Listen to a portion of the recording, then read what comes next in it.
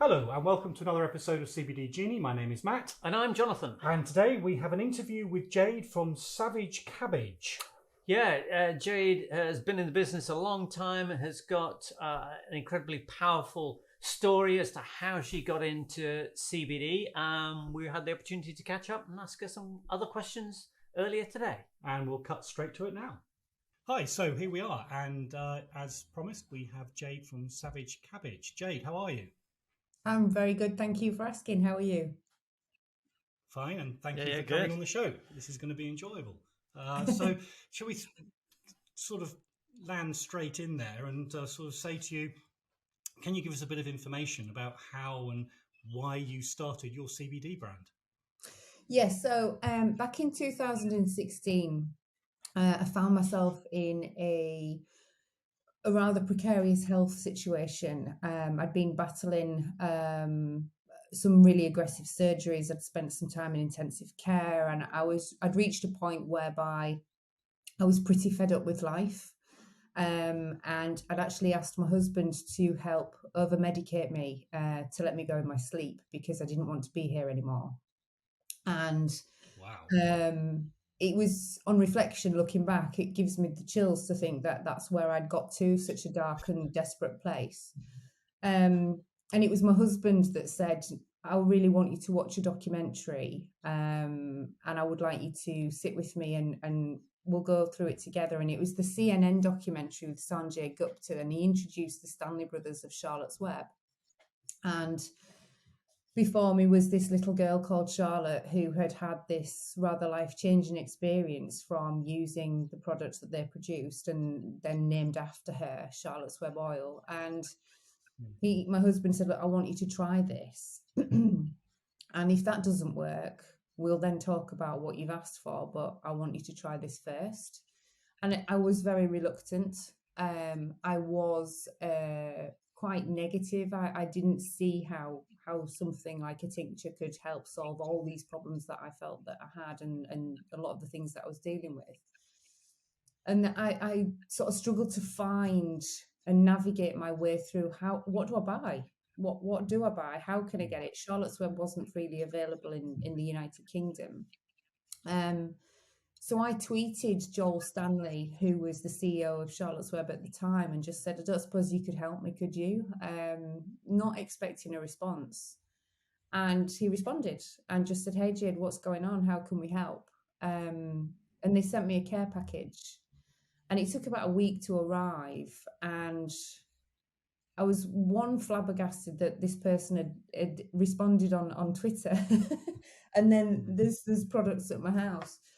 So they sent me the Charlotte's Web original, and I just started using it and sort of noticed that I wasn't reaching for the things that I'd previously been reaching for, which was morphine, which was, a whole host of things.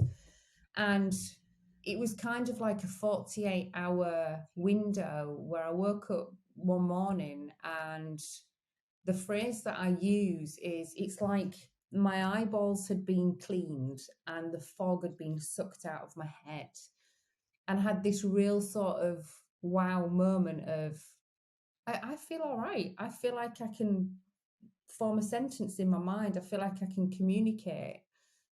Wow, I was prepared to step off this mortal coil just a couple of weeks ago, and here I am going, actually, I think I can do a couple of things today. And it was just kind of, well, it was incredible.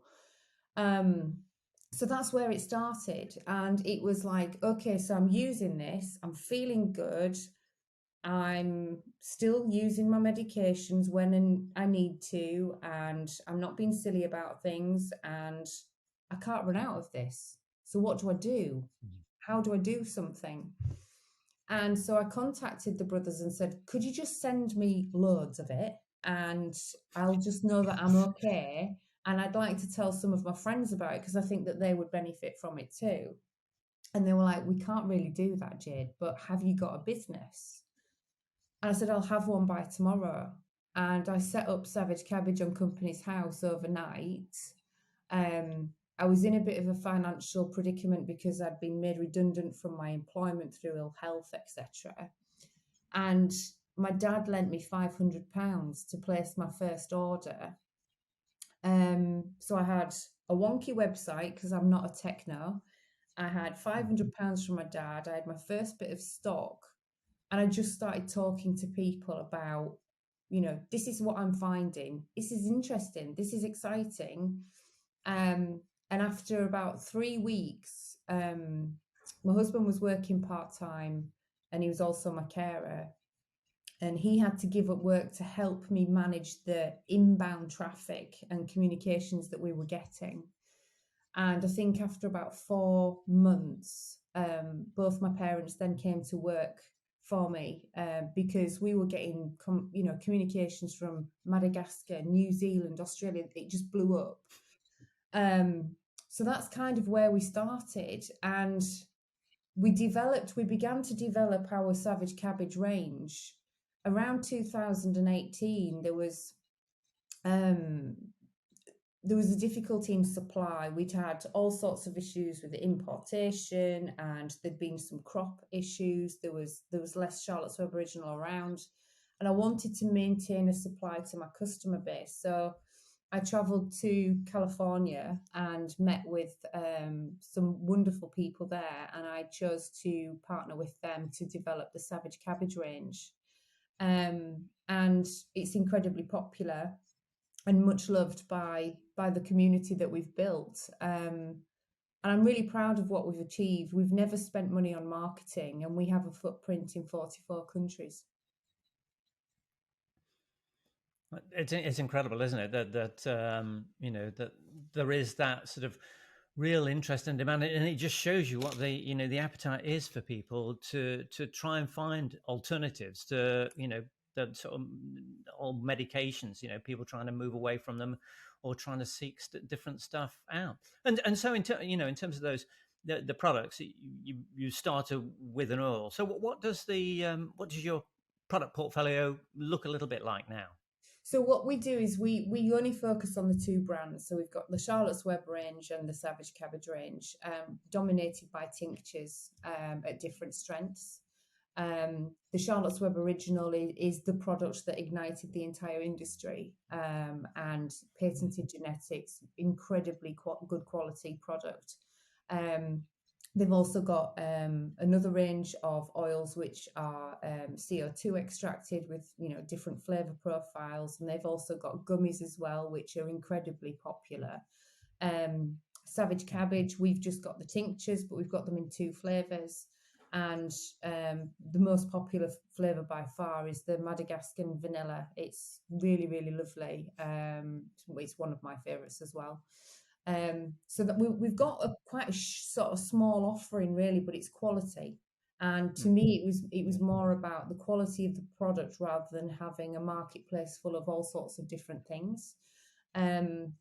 So that's kind of how we've focused our business development. Do you focus your product into any particular ailment area, which either comes informed from your own experiences or has the sort of wide spectrum of your clientele? Is it just covering all problems that people have, or is it focusing on a particular area? I think it's developed. I mean, what I would say is initially back in 2016, it was kind of such an emerging market and new industry, and people's awareness of it was particularly connected with medical stories. And so you had people who had health issues that were looking for alternative natural supplements to assist them in their feeling better.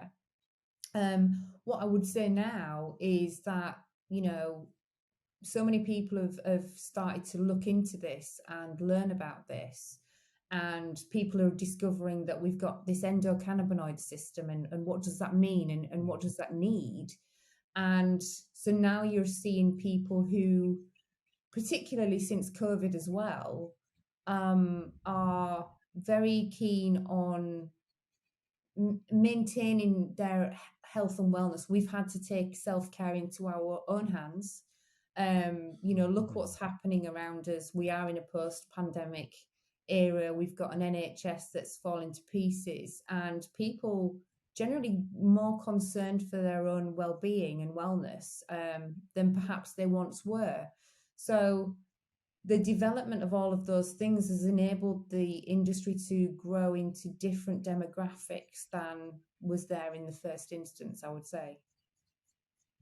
Yeah. Okay, the question I have is particularly coming to this very much from your background. You were clearly under doctors back then. Did you find any particular pushback from your doctors about using CBD? I've spoken about this before, but the doctors, there was a disinterest, I would say. And it was, I told my entire medical team, I'm using this and I'm finding this. And they're like, oh, well, if that's what you're doing and that's okay, then great. There was no further inquiry into, well, what is it and how is it working or how is it helping? And I think the more that things are talked about with regards cannabinoids, medical cannabis, the CBD sector, I think, doctors are becoming more aware that people are taking wellness into their own hands. But from a personal perspective of my communications with doctors, there has been disinterest in what I'm doing. And it's, if I've got why do you think that disinterest is seemingly embedded with doctors? I think cannabis in general, or you mention the word cannabis and people panic because it's like, oh God, illicit use, and it causes psychosis, and it's been demonized for so bloody long that it's unfortunately got these negative connotations to it, and it's breaking through that barrier and legitimizing the industry and normalizing self-care. And I think that it's a tide that needs to turn.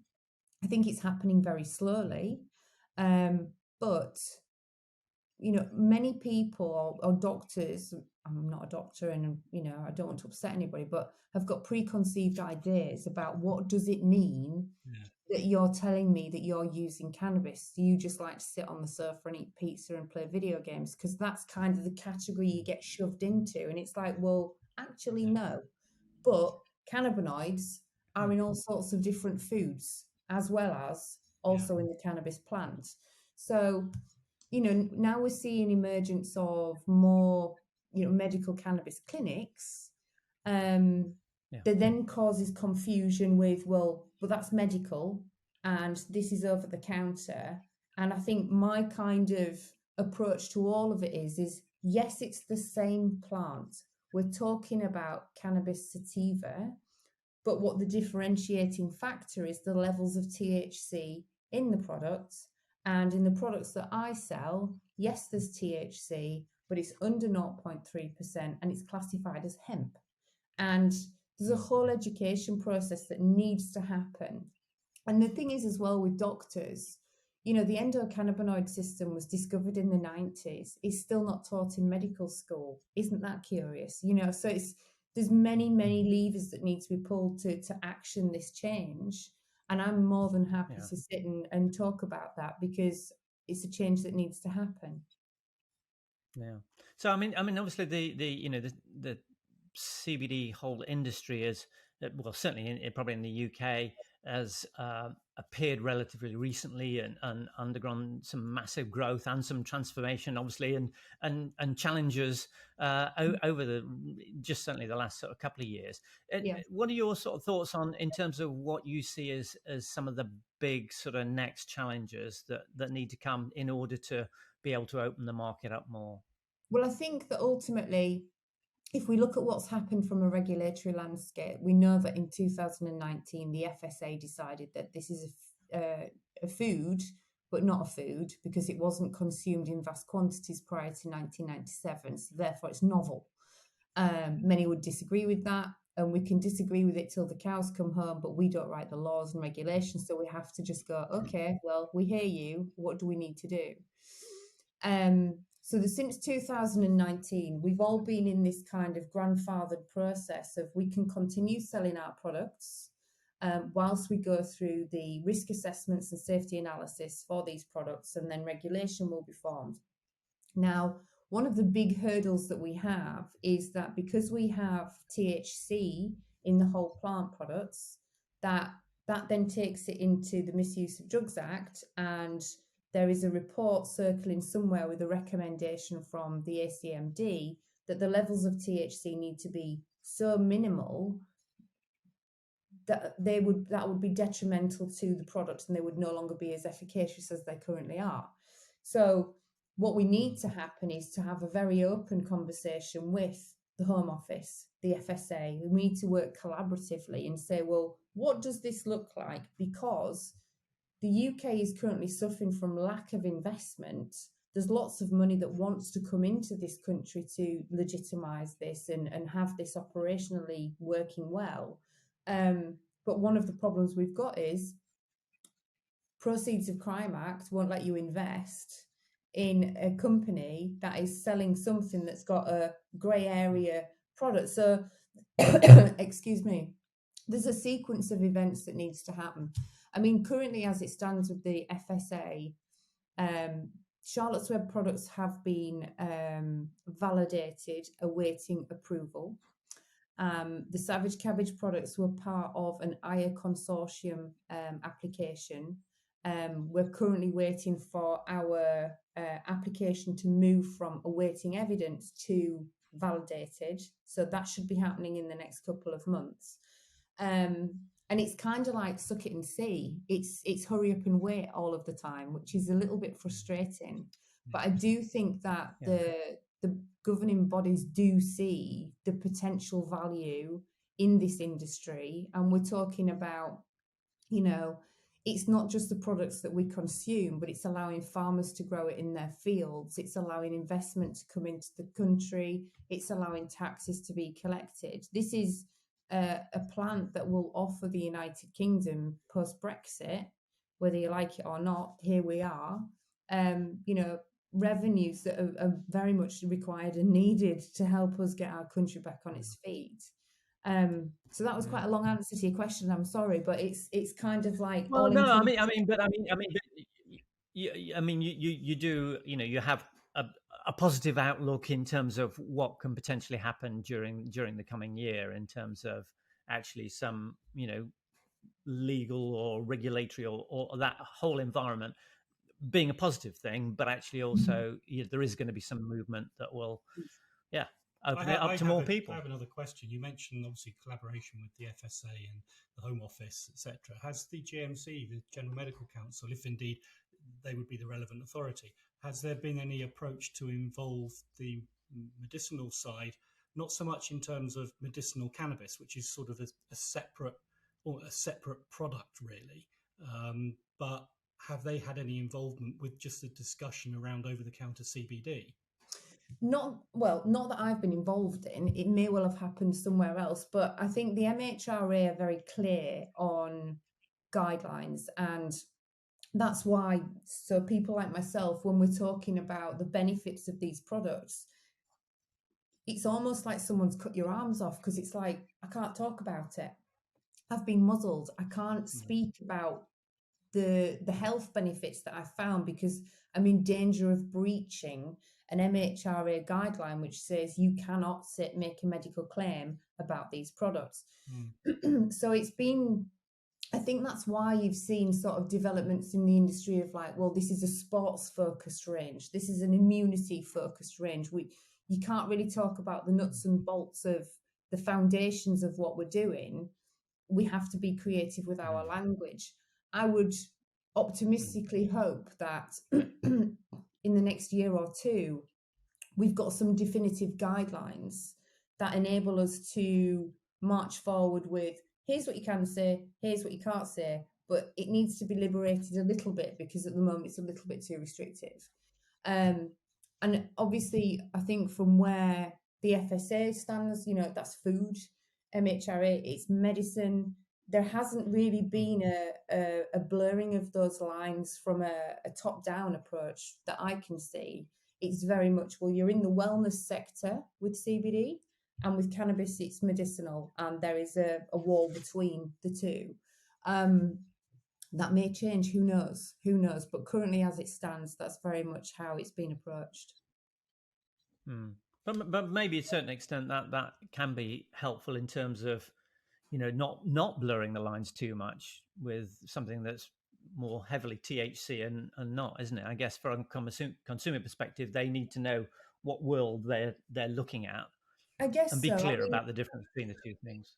I think, but if you jump one step forward from that, and I mean, we're talking very much in the sort of next 2 to 3 years, hopefully, it would be advantageous to the human populace for us to be able to talk about this subject in the whole and say, well, actually, here's some over-the-counter CBD products, see how you get on with it, and is it meeting your needs?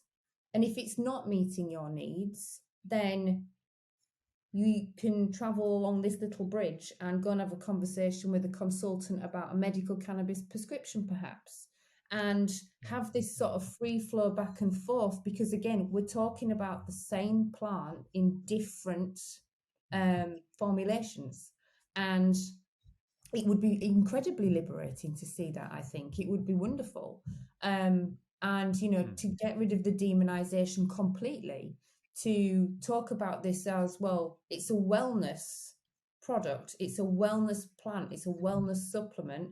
It just depends on what formulation you require, because your endocannabinoid system is different to mine. And I tend to veer away from high THC. I've had a medical cannabis prescription before. I'm in the process of reconsidering trying a new one, because the cannabis I got from my prescription I didn't find too helpful. And I learned a lot about that experience. But I'm sensitive to THC, and I'm not that keen of sitting on the bathroom floor vomiting in the loo, because I can't cope with the THC, So I found what works for me, but everybody's different, So I'm just really sort of proactively engaged in many conversations, because I just think that, it's 2023. Let's just look at where we're at. And if people want to use something that they feel helps them, then we know there's studies out there to show its safety. Yes, there are exceptional factors of some people who perhaps shouldn't, but it's all kind of information that you have to really go searching for, or find the right person to speak to. And, there's not many of them that are openly talking about it right now. So let everybody feel free in that sort of engagement, and let people do the research and have information available for them that's useful. Yeah, no, that sounds good. Yeah, that's good. Mean, that starts with getting the doctors on side, the GPs, basically. That because so many people I know will talk to their GP and might be put off by the sort of resistance or sort of vacantness to the answer about it. Yeah. And then they go away thinking, oh, I shouldn't be using that. When, at the end of the day, as you pointed out with the stresses on the NHS, I mean, if CBD actually starts to help people and takes people out of sort of persistent use of NHS resources, that benefits everyone as well. It does. Okay. It does. Okay. Well, yeah. All right. We need to draw it to a close. Well, yeah, now. I know. There's many more conversations we can, and I'm sure we will have in the future. But for now, Jade, thanks very much indeed for joining us. Thank you very much.